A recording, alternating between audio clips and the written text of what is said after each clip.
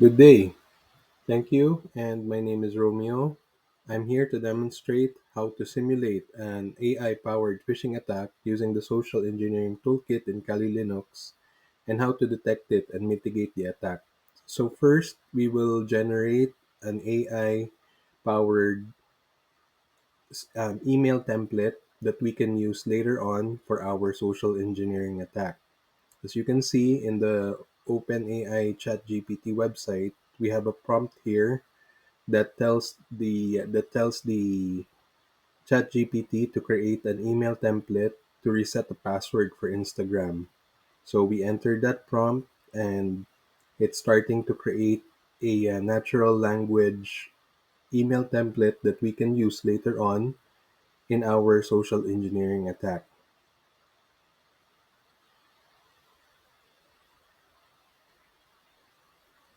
Once that's done, we will put that aside and we will save it for later use.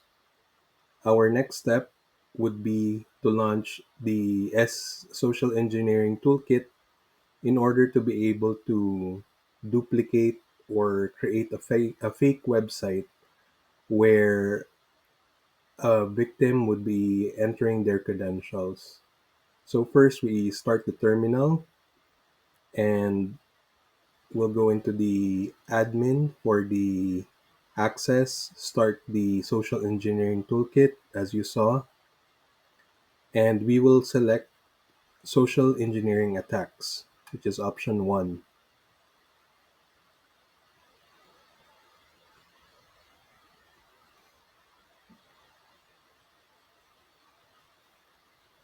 And once it's in, we select credential harvester and then go for site cloner for the duplication of the website. Now we will need to enter the IP address of our host system where the fake website will be hosted from. So in this case, we will use our own computer IP address to do it. And then the next part is the we enter the website that we're spoofing. So in this case, we'll enter the address of instagram.com. And then once we press enter, it will start the process of replicating it. And if we go to the IP address of our host name, it duplicates the sign in page for Instagram. Now, the next step for this is we will need to get this URL where we could harvest the credentials of the user sent to the user via email. So our next step would be to start the social engineering toolkit again and create an email that we will send to the user or to the victim in this case.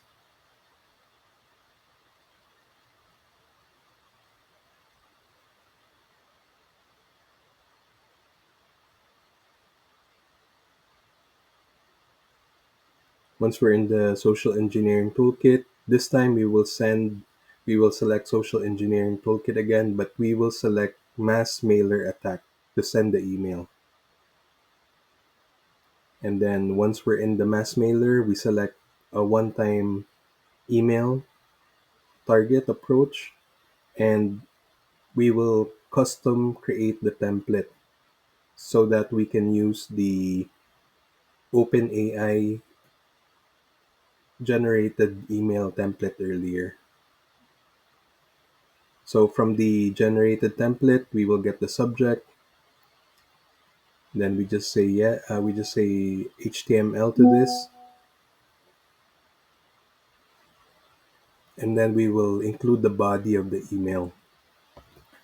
And then another important thing to note is that when we paste the body of the email, we need to include the IP address of the website that we spoofed so that we will effectively capture the credentials of the victim in this case.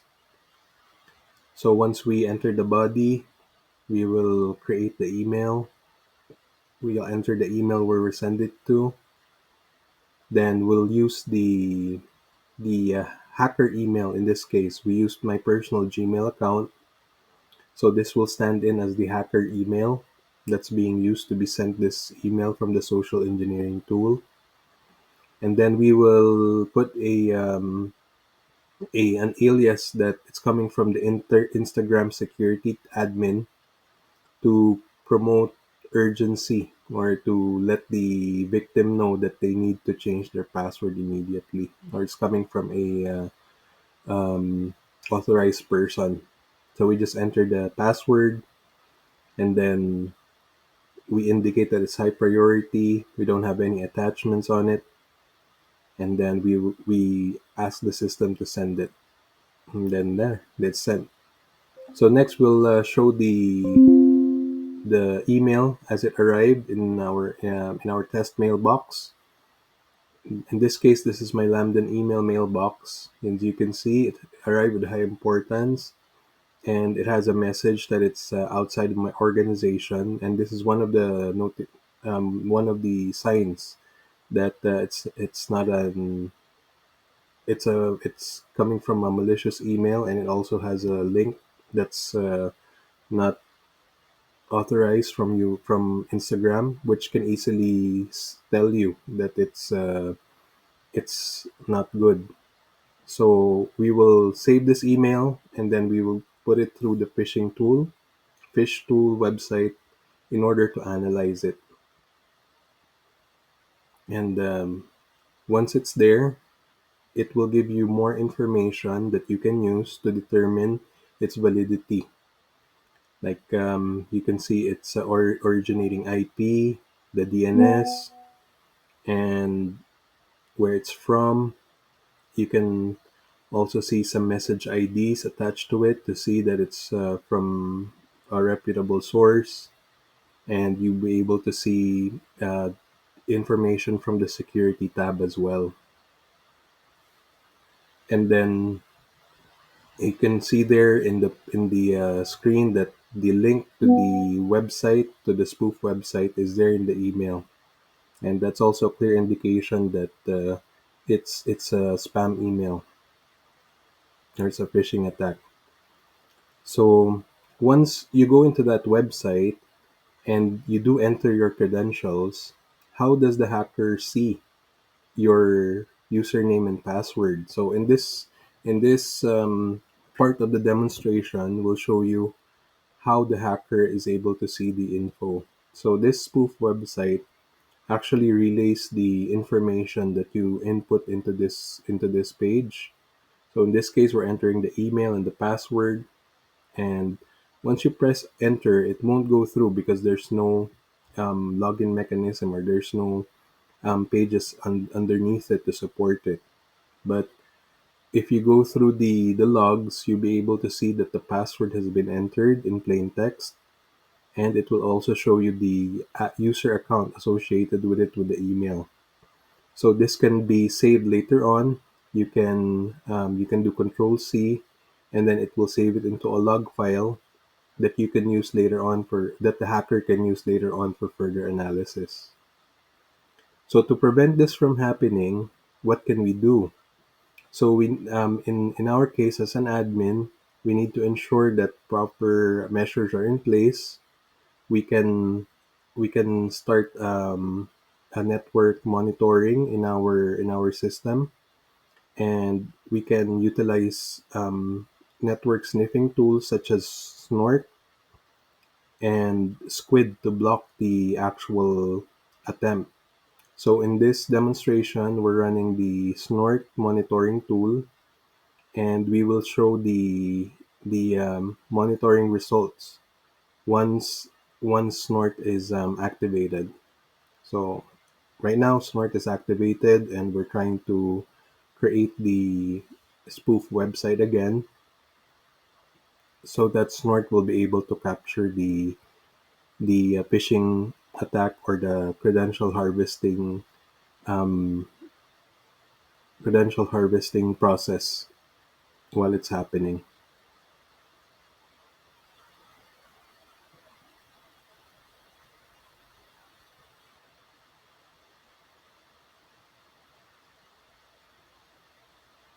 Okay, so the spoof website is back up again, and from Snort, it's monitoring in the back end, and it's capturing the network traffic while this is happening. So we'll enter the email address and the password.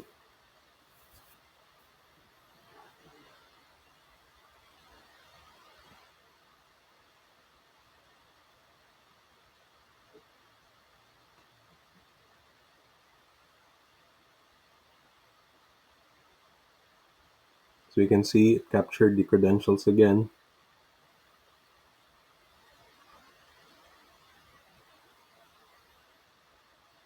and then we'll use Snort to verify the network traffic that just happened. So as we can see, there has been some payloads that have been deployed, and the TCP has been captured. The TCP pings has been captured, and there's also some malicious traffic that's been reported in the results tab here in the results list. So in order to prevent this phishing attack from happening, we can actually block malicious websites that's been reported to the admin by running Squid. So here we'll show how to run Squid. Our Squid app has been configured to include the host name to be blocked using the configuration files. And we can see here that Squid is running. Squid is now running here, and we will try to load the website again with Squid running, and it will show that that the connection has been refused because it's unable to connect. So this concludes the demonstration, and thank you for your time.